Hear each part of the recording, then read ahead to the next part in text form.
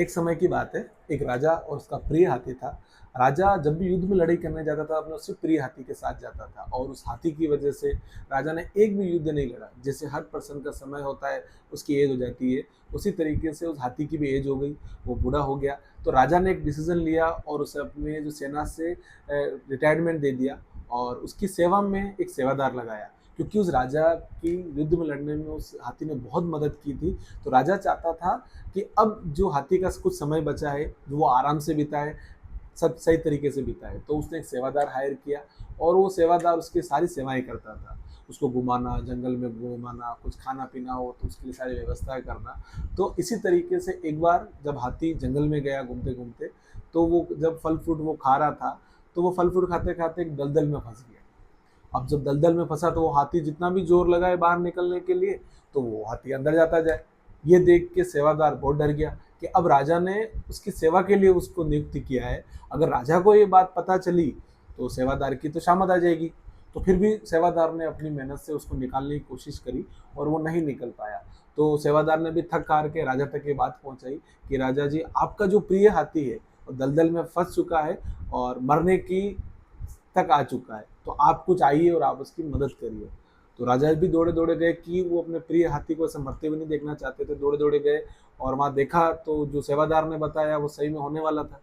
तो राजा ने भी एक अनाउंसमेंट करवाया पूरे अपने एरिया में कि जो भी इस हाथी को बाहर निकालेगा, जो भी इस हाथी को बाहर निकालेगा, मैं उसको धन दौलत बहुत सारी चीज़ें मैं उसको दूंगा। तो बार बार से लोग आए उसको निकालने के लिए और समय बीतता जा रहा था और हाथी धीरे धीरे दलदल में धंसता जा रहा था।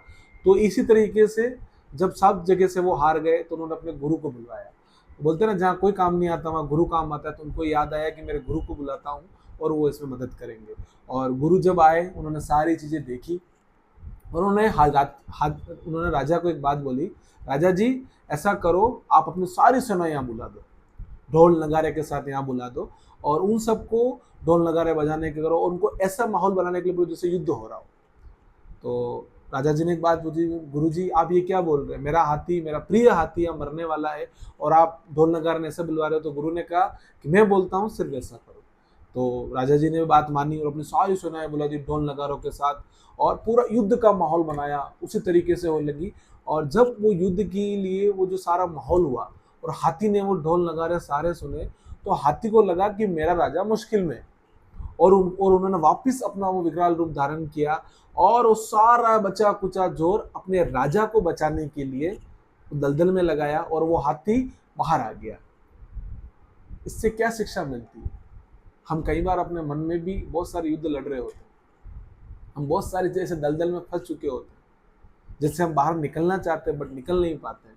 तो हमने हमारे माइंड को शांत करके उससे बाहर चुनौतियों को लड़ना है, चुनौतियों से जीतना है, हार नहीं मान लेनी है। जब हम चुनौतियों से लड़ेंगे तभी जाके हम वहाँ बाहर निकल पाएंगे। Thank you so much.